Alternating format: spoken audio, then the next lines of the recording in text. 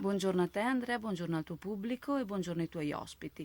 Tra le notizie di oggi dei giornali abbiamo il caso Orsoni, in cui è stata confermata la sentenza per le tangenti per l'ex sindaco di Venezia, che probabilmente ricorrerà alla Corte di Giustizia europea. Aveva rifiutato, si ricorda, la prescrizione. Dopodiché abbiamo Zaia che cerca di non infierire col lockdown sulla regione Veneto e che nel contempo cerca di spingere l'app regionale per il tracciamento, visto che Immuni nel territorio veneto non funziona e si tende in questo momento, stanno pensando al governo di bloccare invece il passaggio tra le regioni, di bloccare i confini tra le regioni. Inoltre un'altra notizia importante che riguarda il territorio di Chioggia è la necessità per i pescatori di poter approdare in modo sicuro se dovesse essere alzato il Mose, chiuso il Mose durante una situazione di brutto tempo che o se no li vedrebbe bloccati in mare. E inoltre il set del film Mission Impossible a Venezia di Tom Cruise, bloccato a causa dell'assembramento della folla, dei curiosi e perché non potevano essere rispettate le norme di sicurezza. Ti ricordo inoltre che ieri è uscito il giornalino del blog di Chioggia Azzurra e per me è tutto. A te la linea. Buona giornata. Allora, buongiorno, ciao Alessandro, grazie della tua presenza. Allora, Alessandro Santi, presidente degli agenti marittimi del porto del Veneto, in pratica, giusto? Questa volta ho detto giusto? Perfetto, perfetto, giustissimo. Ciao Andrea, buongiorno. Ciao, Buongiorno. carissimo. Allora, deve arrivare anche Mauro Almerao, che è del sindacato di polizia. Io direi di cominciare subito con te.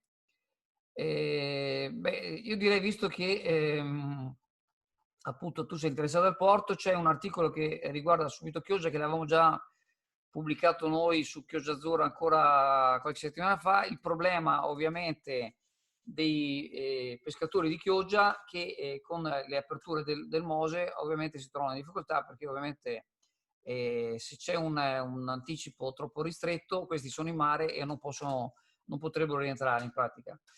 Il problema è lo stesso, abbiamo letto anche per il porto di Venezia, perché con quelle 3 aperture ci sono state fino adesso, se non sbaglio, no? Corretto, sì, corretto. E quindi le navi sono rimaste fuori. No, è un problema, devo dire, assolutamente concreto e noi in realtà come agenti raccomandatari, ma in realtà in maniera più estesa come Venezia Port Community, siamo 29 associazioni, tra associazioni e aziende che ovviamente hanno a cuore l'attività del porto di Venezia e di Chioggia, ma in questo senso ci siamo già permessi di spendere anche le esigenze, quindi il nome dei pescatori, insomma di tutte le attività commerciali e di pesca collegate evidentemente al porto, ai porti. Abbiamo portato l'istanza avanti alla POPP, al consorzio, abbiamo avuto già 2 incontri con la commissaria Spitz al fine di migliorare quello che è stato sicuramente un esperimento importantissimo, fondamentale. Per fortuna, anzi in realtà 3 esperimenti andati a buon fine, e penso soprattutto al caso di Chioggia, in cui la situazione di giovedì, 2 giovedì fa, è stata effettivamente fondamentale l'intervento dell'innalzamento delle paratoie, ma dall'altra parte sono assolutamente legittime e comprensibili le, diciamo, velate proteste, ma non più di tanto velate, che gli operatori economici portano avanti. Quindi cosa stiamo cercando di portare avanti e cosa di fare? In questo senso diamo questa notizia anche ai pescatori di Chioggia, che in questo senso sono parte fondamentale dell'equilibrio economico. Stiamo cercando di chiedere tutta una serie di informazioni che ci permettano di rendere più facilmente gestibili le aperture e le chiusure e soprattutto di rendere il periodo di chiusura il più stretto possibile, ovviamente nel rispetto e nella tutela delle città lagunari, ma dall'altra parte nella tutela e nel rispetto delle esigenze della pesca e della portualità, che sono ovviamente le 2 attività trainanti di questa economia, ora che con il Covid abbiamo capito che molta dell'attività turistica ha perso il suo effetto economico su entrambe le città. È arrivato Mauro, ciao Mauro, ci senti? Sì, ciao a tutti, sì, vi Ciao sento. Mauro, Ok. buongiorno. Mauro del Ciao. Sindacato di Polizia, grazie della tua presenza. Grazie, ciao a tutti. E infatti, tornando un attimo al discorso del Mose, i pescatori chiedevano, per loro potrebbe essere una soluzione, diciamo, più immediata quella di consentirgli di recuperare la giornata di pesca. Dico, vabbè, sappiamo che se va il tempo, se non usciamo per il Mose, così insomma. Io ricordo perché in quel periodo c'erano le commissioni, ero consigliere comunale, che si parlava di queste benedette aperture. Sembrava che Venezia fosse privilegiata, che l'avesse, infatti noi protestavamo, anche noi vogliamo la chiusa, tutto quanto, alla fine al momento non c'era nessuno, insomma. No, la conca di Venezia è inutilizzabile, quella di Malamocco, quindi noi siamo più sfortunati per certi versi, nel senso che la conca proprio ha una porta rotta, quindi e quindi insomma si tratta in ogni caso da una parte di mettere attive e funzionanti le conche, dall'altra parte ridurre al minimo la durata, perché è una cosa possibile. Fortunatamente ci siamo resi conto che con sicuramente la sistemazione della parte tecnica delle conche, che attualmente hanno un numero limitato di generatori, per cui i tempi di apertura e chiusura sono particolarmente lenti, quindi riducendo quei tempi, ottimizzando il livello, diciamo, di protezione all'interno della città. Noi a Venezia abbiamo ottenuto 50 centimetri d'acqua, quindi l'ultima giornata di apertura, quindi stiamo parlando di parametri bassissimi. La città non si aspetta di essere, secondo me, o meglio, per molti diventa una cosa interessante, ma di fatto il progetto del Mose è per proteggere la città a 110 centimetri, non certamente a 50, quindi sistemate tutte queste cose e l'attivazione funzionale precisa delle due conche di navigazione, quella di Chioggia e di Venezia, sono sicuro che riusciremo a trovare un giusto equilibrio per la salvaguardia delle città lagunari e per la salvaguardia dell'economia. Mauro, cosa dici tu? Cosa dico? Che anche questo è un problema, quello dei pescatori, ho letto proprio questa mattina. Chiaramente l'alzata del Mose dovrebbe durare proprio lo stretto tempo strettamente necessario appunto per salvare dall'alta marea. Però poi c'è anche il pericolo, perché alla fine quando c'è una marea alta, credo, io non sono pescatore, però vado un po' per intuito, se ci sono fuori mare delle imbarcazioni, è chiaro che queste hanno bisogno anche poi di rientrare, non è che possono attendere 10-12 ore in mare aperto con un peschereccio, non è una nave commerciale che rimane ferma in rada anche per magari anche un giorno e non succede nulla. È un problema anche di sicurezza dei lavoratori e dei pescatori in questo caso, insomma. Quindi non è una cosa di poco conto, i nostri pescatori devono poter lavorare in sicurezza e portare il pesce sani e salvi sulle nostre tavole. Quindi, ripeto, è un problema di non poco conto. O non escono quando è prevista una marea alta, che allora andiamo a salvaguardare così la loro incolumità, o non escono quando sanno che la marea è prevista alta e che si alzerà il Mose, o non so neanch'io che soluzioni si possano trovare in questo caso. Non è una cosa di semplice soluzione. Elio Dall'Acqua, che è armatore pescatore e anche membro della Commissione Pesca del Mercato Ittico, diceva che bastava praticamente consentirgli di recuperare la giornata di pesca. Cioè nel momento in cui più o meno si sa che c'è la previsione di alta marea, loro quel giorno non escono, quindi la possibilità, anche se si sa che il Mose verrà alzato, ma non c'è ancora l'ordinanza della Capitania di Porto, non è ancora deciso proprio al 100%, e loro saltano la pescata e gli fanno recuperare la pescata un giorno, la battuta di pesca un'altra giornata, e quindi diciamo loro non avrebbero problemi, insomma, praticamente. Devono fare un po' come il mercato del giovedì, no? Il Ah. mercato del Zioba, cercare di recuperare eventualmente le pescate che effettivamente insomma, non è pensabile di poterle tenere fuori con il Mose alzato, insomma, ecco, sui pescherecci. A proposito delle giornate Zioba, ieri noi abbiamo pubblicata che le associazioni di categoria degli ambulanti hanno chiesto all'amministrazione di recuperare la giornata di giovedì, non quello di ieri, ma quello precedente, che per maltempo è andata persa. Adesso bisogna vedere se l'amministrazione glielo concede, perché fino adesso l'amministrazione è stata abbastanza parca nel concedere, anzi non gliela più concesse. Quando hanno perso giornate l'amministrazione non ha voluto assolutamente, diciamo, dargli la possibilità. Adesso però magari più avanti, infatti la richiesta era più avanti, perché insomma il mercato del giovedì è una risorsa importante per la città. Tu cosa ne dici, Mauro? Sei d'accordo? No, sì, è una risorsa importante, anche loro hanno diritto di lavorare e hanno subito anche loro il lockdown in Italia, quindi è chiaro che non possiamo dimenticarci di questi operatori, insomma. E una cosa se è stata chiesta anche, mi sembra che sia stato chiesto lo stato di calamità naturale, non so, l'emergenza. Adesso avevo letto che anche il sindaco forse avesse scritto in regione. Quindi, visto che è stata una giornata, diciamo, di maltempo eccezionale, non la classica pioggerellina che può esserci, che anche il mercato rimane aperto, ma qui c'era bora, c'era il pericolo, il discorso dell'acqua alta, tutte queste cose qua, ma io sarei favorevole sicuramente a far recuperare la giornata alla pari di tante altre attività, anche appunto si parlava appunto di pescatori, quindi ho tirato in ballo proprio il giovedì, il mercato del giovedì, appunto perché ho letto che gli operatori, insomma le associazioni di categoria hanno chiesto a Chioggia di recuperare questa giornata. E poi il mercato di Chioggia non è un mercato qualsiasi, è un mercato bello, grande, che è anche attrazione, specialmente d'estate, vedete quanti turisti lo affollano, e ripeto, io sarei comunque favorevole a farla recuperare, magari anche, sperando che non ci chiudano ancora, magari farla recuperare anche in prossimità delle vacanze natalizie. Quindi quando c'è maggior flusso di denaro, oddio, per quanto poco, insomma, che la gente è portata ad andare fuori e fare anche le compere in vista delle vacanze, insomma, della natività, oddio, per quanto poco, insomma, che la gente è portata ad andare fuori e fare anche le compere in vista delle vacanze, insomma, della natività, ecco, del Natale.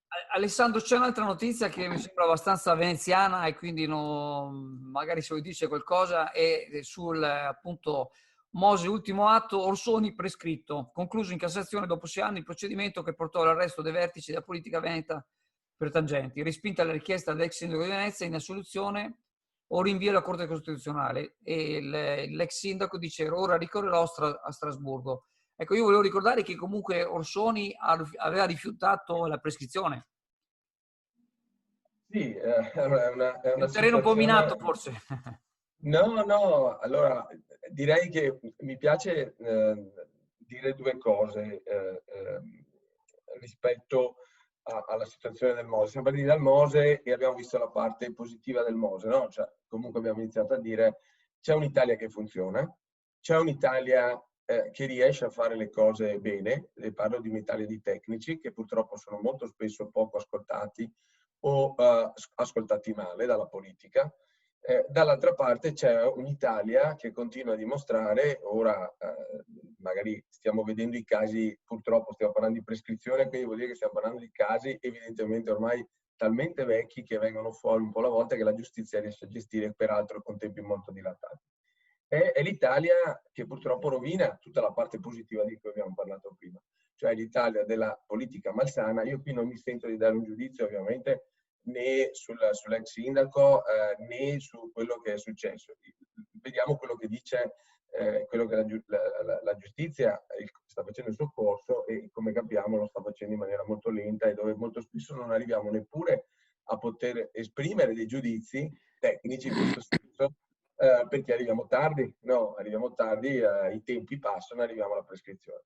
Quindi io quello che mi sento di dire, c'è questa situazione assurda, per cui, ripeto, riusciamo a fare bene delle cose e a rovinarle.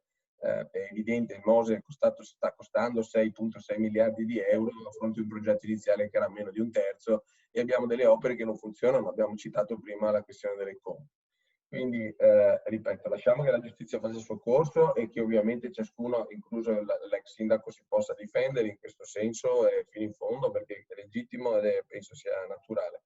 Certo è che questo fa riflettere molto. Come devo dire, mi piacerebbe, Andrea, e poi chiudo, mi piacerebbe commentare il fatto che anche nel caso del rapporto di quello di cui abbiamo parlato prima, cioè il rapporto tra l'esigenza economica e le esigenze della città, quindi porto, città, ma pescatori e città rispetto al Mose, ma potrei parlare di tantissime situazioni, incluso anche la questione assolutamente attuale, salute, Covid intendo, salute e economia.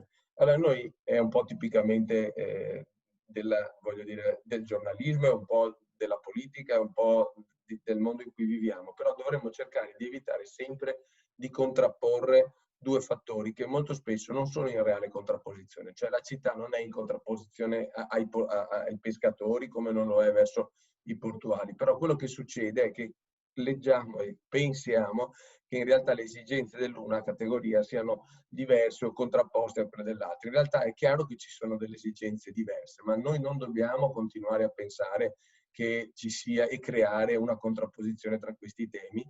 Non per ultimo, ripeto, quello salute e economia, cioè noi dovremmo cercare, la politica dovrebbe cercare di lavorare unendo questi due fattori insieme, pur sapendo che si tratta di esigenze in parte contrastanti, ma il lavoratore che vuole continuare a lavorare e produrre reddito contemporaneamente ha molta attenzione alla salute. Il problema è che bisogna che la politica riesca a coniugare queste due cose senza metterle in contrapposizione. E ci tenevo a dirlo perché, ripeto, è ormai talmente evidente in tante cose che noi facciamo, e noi credo in generale, non solo come giornalisti, ma come, lasciami la parola, persone che si espongono, opinionisti. Io non sono un opinionista, però mi fa piacere esserlo in questi periodi con te. Dovremmo cercare di stemperare queste cose ed essere propositivi per vedere di risolvere le situazioni. Ah, la penso come te, la penso assolutamente come te. Purtroppo, ma un po' in tutti i settori Sì. è così, cioè, ognuno guarda un po' il suo orticello e non si va a guardare, diciamo, l'interesse comune in generale. Questo è purtroppo, tornando un attimo al mercato del giovedì, alcuni sono fortemente contrari, ma se tu vai a guardare l'elenco, la lista, diciamo, delle positività che porta il mercato del giovedì a Chioggia, e supera di gran lunga ovviamente le negatività che ci sono, perché ovviamente il mercato impedisce diciamo, la circolazione dei mezzi, se c'è l'emergenza. Scusate. Tu, Mauro, cosa ne dici di questo discorso che fa Alessandro? No, sono d'accordo, bisogna cercare di equilibrare tutto una questione di interessi anche, diciamo, delle categorie, e la politica chiaramente ha un ruolo fondamentale e primario in questo senso. Io penso sempre una cosa, che in qualsiasi decisione deve essere salvaguardata qualsiasi cosa, cioè in primis proprio la vita umana, appunto riferendoci al discorso di pescatori. Poi le scelte che devono essere prese sono quelle di poter far recuperare le giornate, come si diceva prima, ripeto, però in primis tutte le scelte devono mirare a quello che è la sicurezza comunque dei lavoratori, alla vita umana, perché qui quando si parla di maltempo si rischia grosso. Ecco, sulla questione di giovedì è vero che il mercato del giovedì purtroppo blocca anche la questione del traffico, insomma, ecco, non saranno di certo i parcheggi con le strisce blu a creare un danno che magari non possono essere utilizzati, però o trovare un'altra collocazione, chiaramente raggrupparlo in una piazza, insomma, in un posto dove ci possano stare, che magari in una zona tipo poter fare il mercato diviso in due, o in Piazzale Europa e in Piazza Todaro eventualmente, però lì c'è il problema magari di mezzi, anche di furgoni, di pesi, non so adesso come siano a livello statico quelle strade, insomma, come fondo stradale. Però dico, il mercato del giovedì però porta anche tanta gente, ripeto, che viene da Pellestrina e dai comuni limitrofi, e che comunque consuma nelle pasticcerie, consuma nei bar di Chioggia.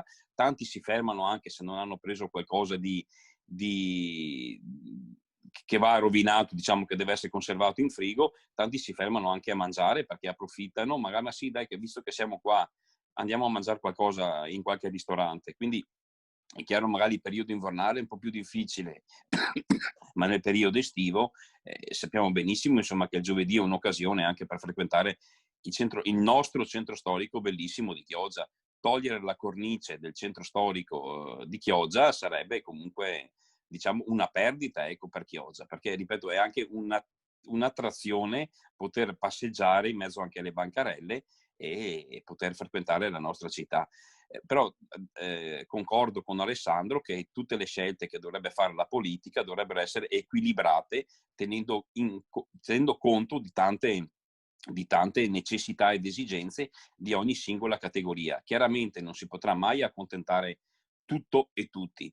Ecco, però le scelte devono essere innanzitutto prese con buon senso. Ecco, preso con buon senso e non mirate contro o non contro a una categoria, perché penso e credo, ecco, che in politica comunque nessuno ce l'abbia con nessuno, ma certe scelte devono veramente essere prese in maniera razionale e equilibrata, insomma, ecco, e equidistante da tutti senza favorire nessuno. Allora, io Non è una cosa semplice, però tornerei su bisogna un'altra notizia farlo. veneziana, scusami Mauro, che appunto in questi giorni ci sono le riprese del set dove c'è appunto il famoso attore Tom Cruise e leggevo che appunto, tra l'altro abbiamo fatto le riprese anche noi l'altro giorno, abbiamo fatto un servizio sul telegiornale nostro appunto di Venezia che appunto c'era tutta questa calca e sembra che le riprese siano state fermate. Ecco, ma al di là, diciamo, del problema che fino adesso, al momento con questa rassegna, il tema Covid non l'abbiamo ancora toccato, anzi, anche se è presente ovviamente in tutti i giornali, in tutti gli articoli, eccetera. Però volevo sottolineare come l'importanza appunto di avere una città che può essere utilizzata appunto in più modi. Adesso questo set appunto di queste lavorazioni di questo film dà impiego a tantissime persone e quindi Venezia è praticamente un set naturale ed è più volte che viene, diciamo, tra virgolette, sfruttata in questa maniera. E la stessa cosa è successa a Chioggia in maniera più piccola. Tu Alessandro, come la vedi diciamo, questa possibilità di Venezia che viene utilizzata sempre più spesso, per fortuna? Ma la vedo benissimo, ovviamente. Sai, l'abbiamo visto anche nella campagna elettorale che ci ha preceduto, no? Tutti si sono uniti sul concetto del turismo esperienziale di alta gamma, no? Allora, il fatto che Tom Cruise sia qui a Venezia, ma come lui tanti altri a Chioggia, ma era a Roma nel weekend scorso dove io ero a Roma e quindi ho incrociato virtualmente, nel senso che non ero lì, ma Tom Cruise anche lì. Allora, il concetto è che queste sono attività che permettono alle location, alle destinazioni di avere una pubblicità pazzesca, cioè altro che comprare i giornali, con tutto il rispetto per i giornali, e fare una pubblicità mirata, no? Qui stiamo parlando proprio del massimo esempio di socializing, di mostrare e di mostrarsi operativi in un qualcosa di assolutamente fascinoso. Qual è il risvolto della medaglia? Che questo succede molto poco e purtroppo, cioè, se noi lo compariamo con quanti sono i visitatori del nostro territorio, qui ovviamente penso soprattutto a Venezia con 30 milioni di visitatori, allora queste attività di filming sono comunque limitate, ma se usate bene potrebbero creare veramente un grande volano per far capire quanto i nostri territori, ma in questo senso anche Roma, Firenze, cioè tutta l'Italia, dovrebbe essere soprattutto diciamo ospitare un turismo quantomeno che rispetti le destinazioni per quello che valgono. Io non voglio fare una divisione classista, cioè è giusto che vengano tutti, secondo me, a Venezia, è giusto però che tutti sappiano e vogliano rispettare la città e le città per quello che sono. Quindi questi devono essere i nostri ambasciatori, non solo perché portano al momento, e nel caso specifico, ora più che mai, in una situazione così complicata, una ricchezza ai tanti che possono lavorarci, ma soprattutto perché ci offrono un palcoscenico pazzesco per quello che dovrebbe essere il leitmotiv trainante per il nostro futuro nel new normal, in quello che sarà il nuovo turismo del post-Covid, perché è chiaro non sarà lo stesso di quello che avevamo prima, lo dobbiamo pilotare perché diventi quello che vorremmo, cosa che non è facile, però questi testimonial ci danno una grande mano, Andrea, in quello che vogliamo fare. Eh sì, anche perché soprattutto per Venezia, che appunto è la città che viene guardata da tutto il mondo, parliamoci chiaro, Chioggia vive di riflesso di quello che succede a Venezia e l'Italia, perché all'estero guardano Venezia e Roma, cioè sono questi, diciamo, soprattutto Firenze, per carità, non voglio dire, però insomma Venezia. Allora, il fatto che purtroppo c'è stato il maltempo, la grande, come si dice, l'acqua alta del novembre scorso, dell'anno scorso, che ha fatto quei danni che ha fatto, adesso c'è bisogno di recuperare l'immagine della città, perché anche la flessione del turismo sì c'è stata sicuramente per il Covid, che continua a essere purtroppo imperante, ma anche il problema dell'acqua ha dato sicuramente, diciamo, una batosta al turismo in pratica, no? E quindi adesso anche con questi film, ma anche appunto far capire che insomma c'è una certa sicurezza, voglio dire, non è più come prima, no? No, è assolutamente corretto. Mi sento di dire che qualunque destinazione ha lo stesso diritto di Venezia, di Roma e di Firenze. È chiaro che loro, le città più importanti, hanno più facilità, hanno più problemi per certi versi, però credimi, anche riqualificare il turismo, se mi permettete, sulle destinazioni balneari con una politica che vada nella direzione di dire quello che il territorio può dare a valore aggiunto è un'operazione importante. Se noi lasciamo che i territori si lasciano occupare, diciamo così, da turisti un po', insomma, con tutto il rispetto per tutte le forme di turismo, ma che non apprezzano quello che la città e la destinazione può dare, quindi quello che voglio dire vale anche per Chioggia, vale anche per Jesolo. È giusto che cerchiamo in tutti i territori di dare un'immagine, diciamo, a valore aggiunto, che ripeto non vuol dire l'albergo a 5 stelle, ma vuol dire che chi viene in maniera responsabile, sapendo quello che trova e quello che può, e quello che il territorio gli può offrire. Insomma. Senti Mauro, allora visto che sei del sindacato di polizia, in questi giorni noi abbiamo avuto, sicuramente anche tu, anche voi della polizia, tantissime segnalazioni, soprattutto di cittadini che si lamentano per gli assembramenti, ma anche diciamo per alcune attività che diciamo sembra che insomma non prendano proprio in maniera seria, diciamo, la chiusura, che continuano a esserci assembramenti dopo una certa ora.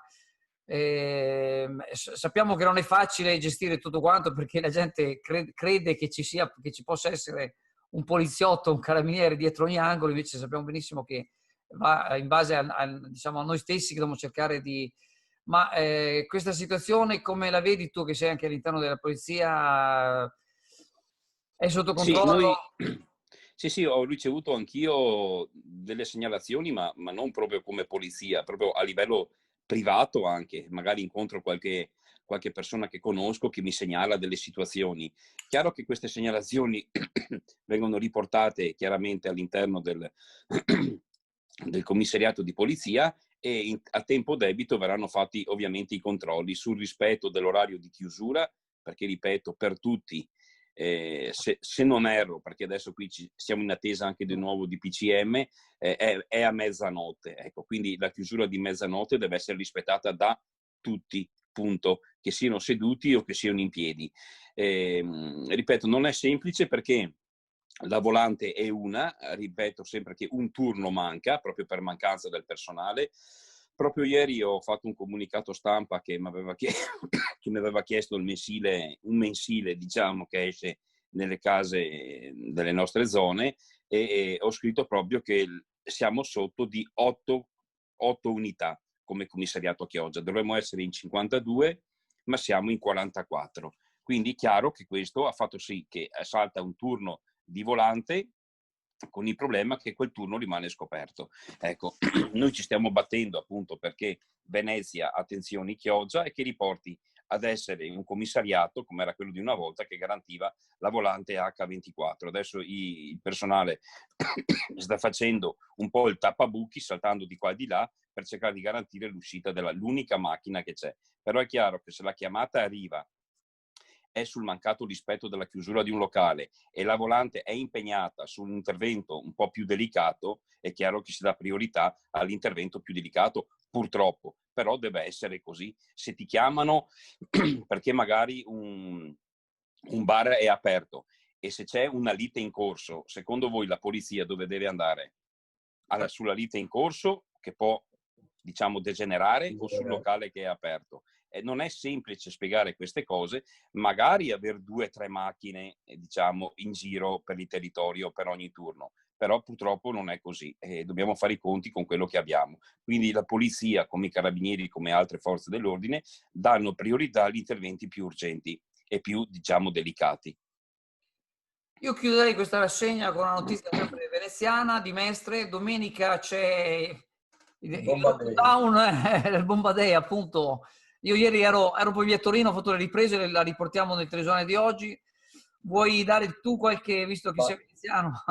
Guarda, solamente anche in appoggio a Mauro, devo dire, a tutta la mia solidarietà, peraltro noi come agenti raccomandatari, in questo caso per la Polizia di Frontiera, quindi per la parte che riguarda la necessità di risorse che loro non hanno, devo dire, là c'è la totale, purtroppo è così. Stavamo commentando con un suo collega di altra forza armata il fatto che tra le alzate del Mose, tra il Covid, tra ora il Bomba Day, ma è già il secondo nell'arco di qualche mese, i nostri weekend sono ormai, diciamo, non voglio chiamarli militarizzati, ma comunque sono quantomeno ristretti. Niente, sono cose da fare, ovviamente la città come il porto hanno sempre risposto in maniera, ricordiamo che anche in questo caso il porto verrà lockdownato, cioè si troverà bloccato.